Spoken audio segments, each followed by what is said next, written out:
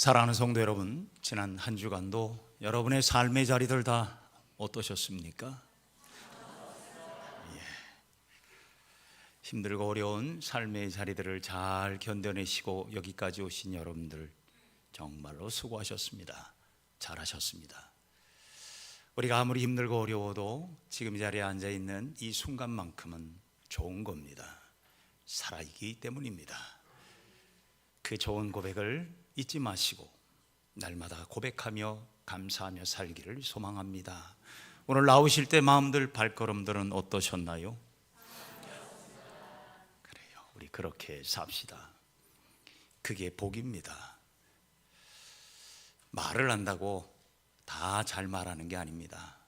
말을 몰라도 이 한마디를 아는 것이 축복이지요. 좋았습니다. 우리 그런 행복한 그리스도인으로 우뚝 서는 성도들이 되시기를 바랍니다. 지난 주간 우리에게 주셨던 말씀 우리 함께 돌아봅니다. 정죄하는 인생으로 살지 말고 정결한 내 자신을 살펴볼 수 있는 귀한 은혜를 기억하며 시작. 예수께서 이르시되 나도 너를 정죄하지 아니하노니 가서 다시는 죄를 범하지 말라 하시니라. 요한복음 8장 11절 말씀. 아멘. 오늘 말씀입니다. 야고보서 5장 8절 시작. 너희도 길이 참고 마음을 굳건하게 하라. 주의 강림이 가까우니라. 야고보서 5장 8절 말씀. 아멘. 1968년도 멕시코시티 올림픽이 열렸습니다. 올림픽의 마지막 꽃이라고 하는 마라톤 경기에 출전한 아프리카 탄자니아의 존 스티브 아쿠아리라는 선수가 있었습니다. 당시 아프리카 챔피언이었습니다. 그래서 많은 사람들이 대부분 이 선수가 이 마라톤 대회는 1등 할 것이라고 여겼습니다. 왜냐하면 아프리카 출신들이 워낙 마라톤들을 잘하거든요. 잘 달립니다. 그래서 누구도 의심하지 않았습니다. 그럼에도 불구하고 이 아쿠아리 선수가 달리는 중에 머리와 어깨, 무릎을 심하게 다쳤습니다. 실망이 컸겠지요. 1등을 꿈꾸고 왔는데 다 깨져서 이제는 뛸 수 있을까를 걱정해야 될 처지가 됐습니다. 주변의 사람들이 만류했습니다. 당신은 달릴 수 없습니다. 더 다치면 안 됩니다. 하지만 이 아쿠아리는 무릎에 붕대를 감고 대충 치료하고 달리기 시작했습니다. 그리고 마침내 결승선에 들어왔습니다. 몇 등이었을까요? 꼴등이었습니다. 누가 봐도 꼴등입니다. 사람들이 이 1등을 꿈꾸고 왔던 선수가 꼴등이 되는 순간 궁금했습니다. 왜 포기하시지? 왜 꼴등합니까? 그는 이렇게 답합니다. 우리나라가 저를 5,000마일이나 떨어진 이곳까지 보내준 건 출발선에 서서 손 흔들라고 보낸 게 아니라 완주하고 결승선을 통과하라는 사명을 주셨기 때문입니다. 그는 올림픽에서 유명한 선수가 됐습니다. 그리고 그는 2000년 시드니 올림픽에서 마라톤 메달 수여자로 참석하게 됩니다.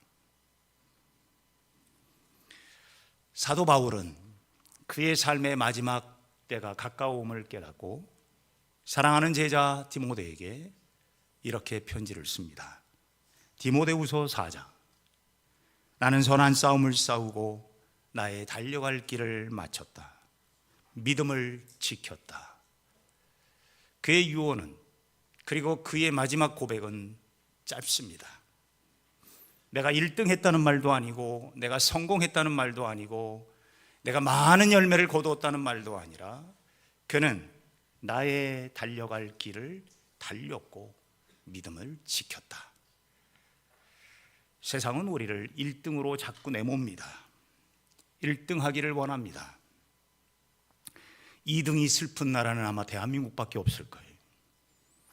은메달이 통곡이 되는 건 우리나라밖에 없을 것 같아요. 여러분, 나를 기다리시는 주님을 만나는 결승선을 통과하는 것이 우리 모든 사람들에게 주신, 하나님이 주신 사명인 줄로 믿습니다. 신앙은 먼저가 아니라 완주입니다. 사단은 우리를 믿음의 길을 완주하지 못하도록 수많은 유혹들을 우리에게 갖다 주지요. 그러므로 신앙은 어떻게 보면 기다림의 마라톤과 같습니다. 요즘은 달리기 시대라고 하잖아요. 러닝 시대라고 합니다. 가끔 강변 고수부지에 걸으려고 내려가면 다들 뛰어요. 저는 그렇게까지 뛸 자신은 없어서 걷다가 뛰다가 합니다. 그런데 뛰는 사람을 보면 부러워요. 그래서 한 번은 뛰는 사람 옆에서 좀 이겨보려고, 내심 좀 어떻게 앞질러 보려고 달렸는데 도저히 못 달리겠더라고요. 그래서 또 멈췄습니다. 그리고 또 걷습니다. 좀 슬프긴 한데 마음에 이런 마음이 들어요.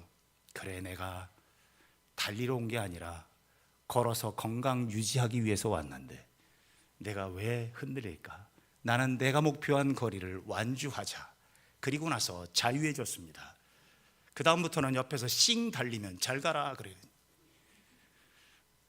너도 잘 가고 나도 잘 가자. 빨리 가는 게 중요한 게 아니라 잘 가서 완주하고 돌아오는 게 중요하다는 걸 깨닫습니다. 성도 여러분, 기다림의 끝, 결승선을 통과하기 위해서 우리 모두가 주님을 만나는 그날을 소망하며 잘 달려가기 위해서 우리에게 필요한 두 가지의 지혜를 오늘 본문을 통해 가르쳐주고 있습니다. 첫째는요, 하나님의 시간에 내 삶의 시간을 맞추라는 것입니다. 하나님의 시간에 내 시간을 맞추라. 이건 굉장히 시간의 개념이 중요합니다. 이건 다른 말로 말하면 하늘 시간에 땅의 시간을 맞추는 거예요. 우리는 가끔 오해를 합니다. 내 시간에 하나님의 시간을 자꾸 땡겨요. 그러면 그게 어디 됩니까? 내가 주님을 끌고 다니는 인생이 되는 거예요. 많은 신앙이 이게 잘못되는 경우들이 너무나 많아요. 오늘 본문 7절 8절의 말씀에 보게 되면, 그러므로 형제들아, 주께서 강림하시기까지 길이 참으라. 보라, 농부가 땅에서 나는 귀한 열매를 바라고 길이 참아 이른 비와 늦은 비를 기다리나니 너희도 길이 참고 마음을 굳건하게 하라. 주의 강림이 가까우니라. 아멘. 우리가 주님을 기다리는 존재들입니다. 사실 우리는 주님을 기다리는 존재들인데, 이 주님을 기다린다는 의미는 다른 말로 말하면 우리가 주님께로 가고 있다는 말입니다. 오늘 본문의 7절 8절에 시간의 개념이 나와 있는 단어가 있습니다. 그것은 바로 길이라는 거예요. 오래라는 단어입니다. 이건 시간적 개념이지요. 이 길이 참으라는 것은 단순히 오래 무작정 기다리라는 게 아닙니다.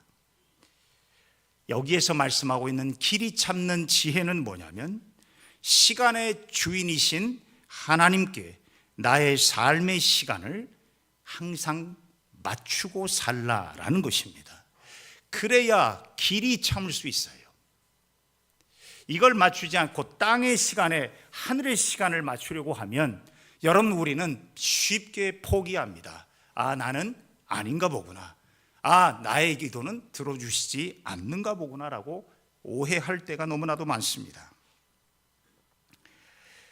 우리가 차를 타고 다니거나 걸어 다닐 때도 요즘엔 내비게이션을 많이 씁니다. 그런데 이 내비게이션이라는 장치가 그냥 정확하다라고 우리가 생각을 하지만, 그 장치가 정확하게 우리의 눈에 보여지기까지는 많은 보정 작업을 거칩니다. 수정을 해야 돼요. 우주에 떠 있는 위성들이 모여서 하나의 위치를 정확하게 추적해서 지정해 주기 위해서는 많은 수정들을 순간순간마다 해야 됩니다. 그런데 우리의 눈에 보기에는 금방금방 나타나서 때로는 이게 한 번에 정확하게 오는구나라고 생각하지만, 그 내비가 우리의 눈에 보이는 위치를 파악해 주기 위해서는 정말 많은 보정 작업들이 필요합니다. 이걸 안 해주면요, 우리의 위치가 전혀 다른 곳으로 갈 수 있어요. 보정이라는 것, 수정이라는 것 굉장히 중요합니다. 저는 이걸 보면서 그런 생각이 들어요. 우리도 하나님 앞에 늘 하늘의 시간과 나의 시간을 잘 맞추며 살기 위해서 우리가 수시로 믿음의 하나님이 잘못된 길로 가고 있는 것을 교정해야 된다는 생각을 하게 됩니다. 시간을 맞춘다. 굉장히 중요한 겁니다. 시간을, 내 삶의 시간을 하나님께 자꾸 맞추려고 해야 돼요. 이걸 안 하면 어떻게 돼요? 자꾸 엉뚱한 데로 가요. 내 마음대로 가려고 해요. 그리고 나서 누구 탓해요? 하나님 탓하는 거예요. 왜 하나님 내 시간에 안 맞춰줬어요? 우리는 하나님의 시간에 맞춰 살 수밖에 없는 존재들입니다. 1960년대인 것 같습니다. 1960년대에 나온 미국 드라마예요. 우리가 그때는 TV가 별로 그렇게 많을 때가 아니고, 그리고 TV도 흑백 TV였을 때입니다. 그때 남자인 저라 그래서인지 모르지만 참 좋아하는 드라마가 하나 있었는데, 컴뱃이라는 전투라는 드라마가 있었습니다.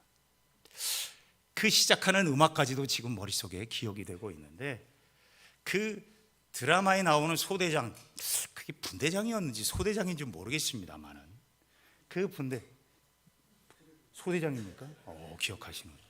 이 소대장이 부하들을 데리고 이렇게 작전을 수행하러 나가면서 마지막에 딱 한마디씩 하는 게 있어요. 그때 시계는 전자시계가 아니잖아요. 태엽 감는 시계잖아요.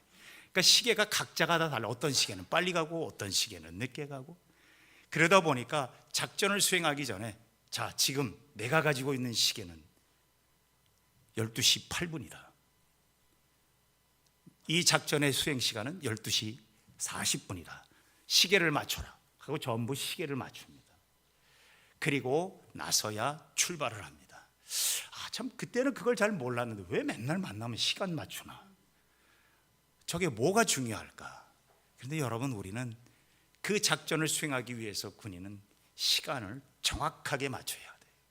만약에 시간이 차이가 나면 작전에 실패하게 될 것 아닙니까? 저는 그 소대장이 시간을 맞춰라라는 말을 할 때마다 깨닫습니다. 지금 생각해 보니까 그래요. 내가 하나님에게 시간을 맞춰야 되는데 이 시간을 못 맞추니까 늘 내 마음속에 답답함이 생겨요. 지금도 라디오에서 가끔 그런 방송이 나와요. 지금은 어디 방송에서 이런 방송 멘트 여러분 들어보시지 않았습니까? 지금 시각은 12시 정각입니다. 또 하잖아요. 또 할 때 우리는 다 그래요. 시간을 맞춘다. 지금이 정각 12시입니다. 정각 6시입니다.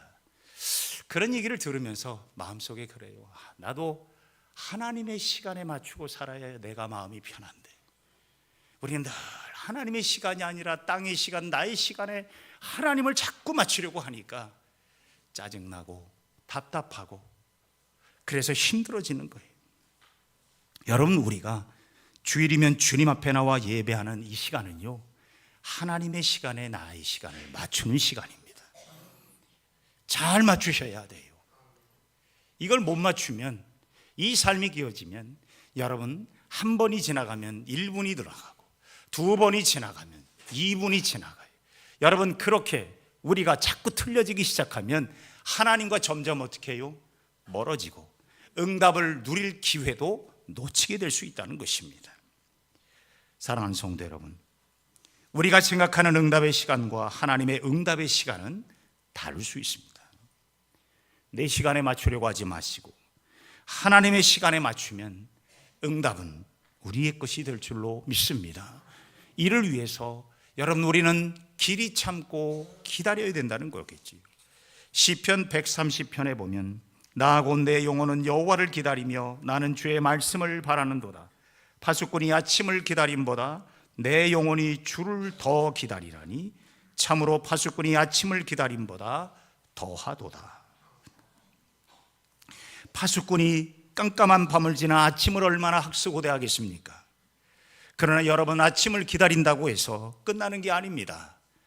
온전히 하나님을 만나야 되는 것이 더욱 우리의 삶에 중요한 것인데, 여러분, 아침이고 해가 뜨면 다 되는 거로 착각합니다. 하지만 하나님 앞에 서야 기다림의 결승선이 되는 것입니다.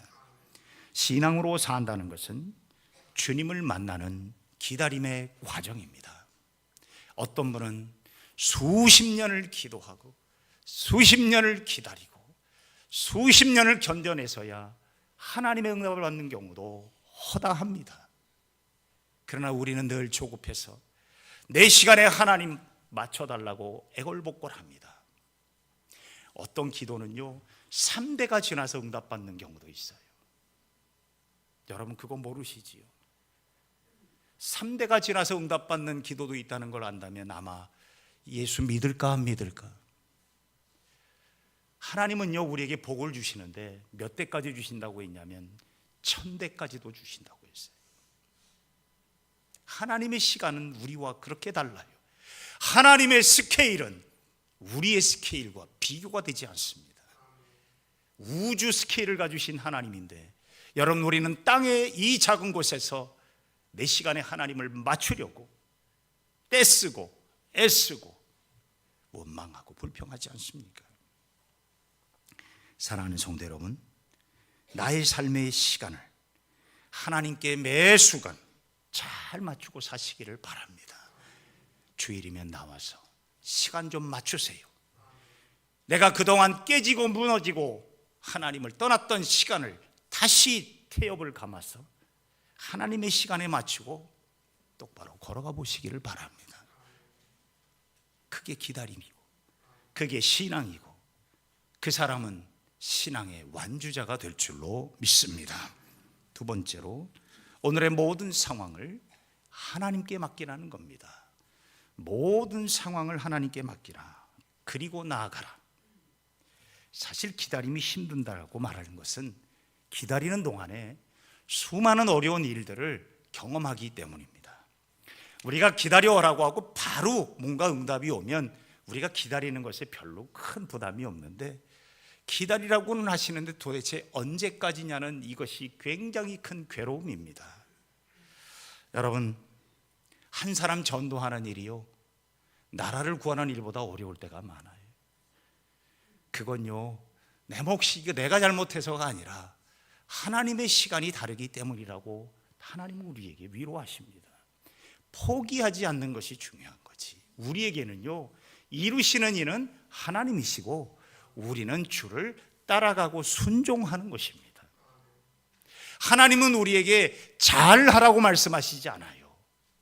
끝까지 가자는 거예요. 여러분, 예수님 12제자에게 거기서 등수 매기지 않았어요. 여러분, 예수님의 12제자 중에 1등이 누굴까 등수 매긴 적 성경에 없어요.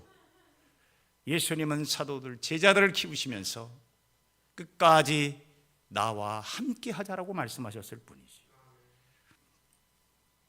우리는 기다림이 힘든 이유 중에 하나가 바로 그것입니다. 그래서 우리는 기다리다가 습관처럼 자꾸 하는 일이 있어요. 그게 바로 뭐냐면 안 되면 불평하고 원망합니다. 그렇게 온전히 하나님을 기다리지 못하고 기도를 잊어버리고 포기하고 하나님을 등지기까지 한다는 것이지요. 그래서 오늘 야고보 사도는 길이 참고 오래 기다리라고 하시면서 오늘 9절에 중간에 이런 말씀을 넣습니다. 형제들아, 서로 뭐하지 말라? 원망하지 말라.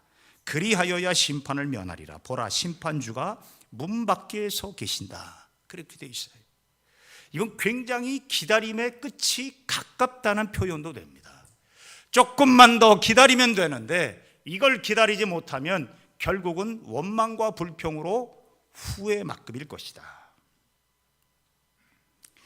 저는 불평과 원망을 생각하면 하나가 떠오르는 단어가 있어요. 그게 바로 뭐냐면 수소 아십니까? 여러분, 수소. 우리가 원소 기호를 고등학교 때 화학 시간에 배웠던 기억이 납니다. 수소가 원소 기호 중에 제일 몇 번째죠? 혹시 아십니까? 1번이죠, 1번. 제가 지금도 뭐 잠깐 그 외웠던 기억이 납니다. 수에리베 붕탄 칼리 뭐 어찌고 이렇게 하는 게. 근데 제일 먼저 나오는 게 수소예요. H는 수소는 물을 구성하고 있는 원자이기도 하지요. 이 수소가 왜 떠오르냐면 수소가요 모든 원소 중에 제일 가벼운 원소입니다. 1번이에요. 그리고 수소가 제일 흔한 원소입니다. 지구상의 원소 중에 75%가 있답니다. 75%. 가볍고 흔한 것. 제가 왜 수소를 떠올렸을까? 우리가 원망과 불평이 너무 쉽게, 너무 편하게 무의식 중에 너무 많이 쏟아져 나온다는 겁니다. 기다림에 지쳐서 힘들고 어려우면 제일 먼저 쏟아져 나오는 게 바로 그런 수소 같은 그러한 불평과 원망이 아닐까. 그런데 여러분 그거 아십니까? 2차 세계대전 때 일본 히로시마와 나가사키에 떨어졌던 원자폭탄이 있습니다. 이 원자폭탄의 위력이 엄청나지요. 일본이 항복하기까지 했습니다. 그런데 그 원자폭탄보다 7배, 10배나 더 큰 파괴력을 가진 폭탄이 있습니다. 그게 무슨 폭탄인 줄 아십니까? 수소폭탄입니다. 수소폭탄은 원자폭탄은 비교가 되지 않을 만큼의 큰 위력을 가지고 있습니다. 오늘은 공교롭게도 역사적으로 보면 수소폭탄을 개발한 소련의 사하로프라는 과학자가 죽은 날이라고 합니다. 오늘이 14일이 그런 날이랍니다. 그는 수소폭탄을 만든 이후에 사람을 살리는 운동에 적극 참여해서 1975년도에 노벨 평화상을 받은 사람입니다. 소련의 과학자지만 민주화를 위해 소련의 반체제가로 찍혔던 사람. 비록 짧은 인생을 살았습니다마는 그는 수소폭탄을 만들었던 사람이기도 하지요. 저는 왜 이 수소가 그렇게 불평과 원망하면 떠오를까? 이유는 간단합니다. 불평과 원망은 쉽게 할 수 있지만 결국은 그 결과가 치명적이라는 것입니다. 나를 무너뜨리고 너를 무너뜨리고 우리를 무너지게 하는 것이 불평과 원망이라는 것입니다. 우리도 모르는 사이에 이 불평과 원망이 쌓이고 또 쌓여 습관이 되면, 그것이 폭발하게 되면 나도 무너지고 너도 무너지고 공동체가 무너지고 우리는 서로를 무너지게 하는 사람이 될 수 있다는 것입니다. 성도 여러분, 오늘 야고보 사도는 우리에게 이러한 불평과 원망에 대하여 경고하기 위하여 오늘 본문 9절에 서로 원망하지 말라고 했습니다. 아울러 10절 11절에 그러므로 너희들이 어찌해야 될꼬? 형제들아, 주의 이름으로 말한 선지자들을 고난과 오래 참음의 본으로 삼으라. 보라, 인내하는 자를 우리가 복되다 하나니 너희가 욥의 인내를 들었고 주께서 주신 결말을 보았거니와 주는 가장자비하시고 긍휼히 여기시는 이시니라. 아멘. 욥의 인내를 너희들이 아느냐라고 했습니다. 사실 욥은 이해할 수 없는 극한 고난의 대명사이기도 합니다. 욥은 나름대로 신앙을 잘 살았습니다. 하나님도 인정하는 의인이라고 했습니다. 그런데 그에게 고난이 임한 것은 분명 하나님의 뜻이 있었지요. 그러나 욥에게 하나님께서 원하셨던 것은 그럼에도 불구하고 하나님 앞에 엎드리는 사람이 되기를 원하셨던 겁니다. 사실 욥기를 읽다 보면 하나님 앞에 무수한 탄식을 쏟아내는 욥을 봅니다. 하나님께 탄식했다는 말은 하나님께 먼저 엎드렸다는 것입니다. 하나님께 엎드려 하나님께 기도하고 하나님을 기다렸던 것이 바로 욥의 인내의 결정판이었습니다. 그리고 그는 하나님이 주신 결말을 보게 됩니다. 그리고 그는 깨닫습니다. 모든 상황의 주인은 하나님이다 라는 것입니다.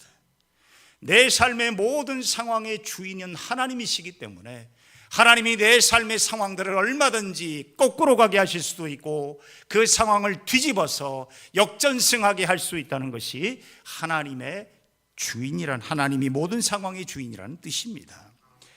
여러분, 우리가 기다리는 것은 세상의 성공이 전부가 아닙니다. 높은 명예와 권력도 아닙니다.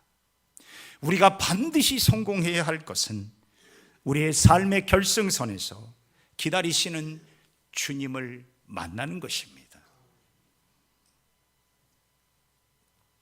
불평과 원망이 가득해지는 내 삶에서 다시 한번 떠올리시기를 바랍니다. 모든 상황의 주인은 하나님이십니다. 우리 한번 따라합시다. 모든 상황의 주인은 하나님이시다. 여러분이 어떤 상황을 만나든 불평과 원망부터 쏟아내지 마시고 먼저 하나님께 엎드리고 하나님께 구하는 자가 되시기를 바랍니다. 여러분, 인생 최악의 상황에서 인생 최고의 상황으로 역주행하게 하실 이도 하나님이십니다. 욥기 42장 마지막 결론은 이렇게 끝납니다. 여호와께서 욥의 곤경을 돌이키시고 여호와께서 욥에게 이전 소유보다 모든 소유보다 갑절이나 주신지라. 그것이 하나님이십니다. 모든 상황의 주인을 만나면 인생이 달라집니다.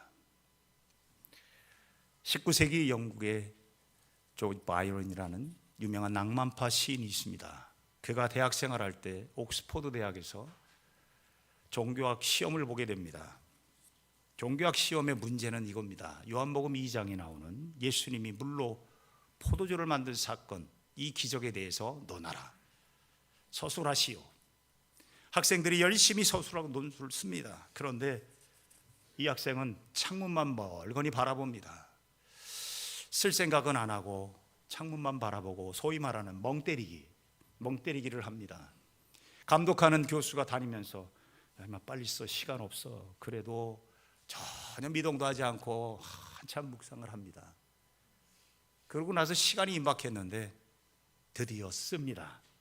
한 자를 딱 씁니다. 뭐라고 썼냐면 물이 그 주인을 만나니 얼굴을 붉히더라. 그러고 펜을 딱 놓고 나갔습니다. 몇 점 받았을까요? 옥스퍼드 대학의 종교학 시험에서 전무후무한 100점을 받았습니다. 한 줄 썼는데 100점이에요. 이유가 뭘까요? 정확하게 표현했어요. 물의 주인이 누구예요? 하나님. 물의 주인이 예수님이셨어요. 물의 주인이신 예수님을 만나게 된 물이 주인을 만나니까 얼굴이 어떻게 해요? 붉어졌어요. 뭐가 됐어요? 포도주가 됐어요. 내 인생의 주인, 내 모든 상황의 주인을 만나셔야 돼요.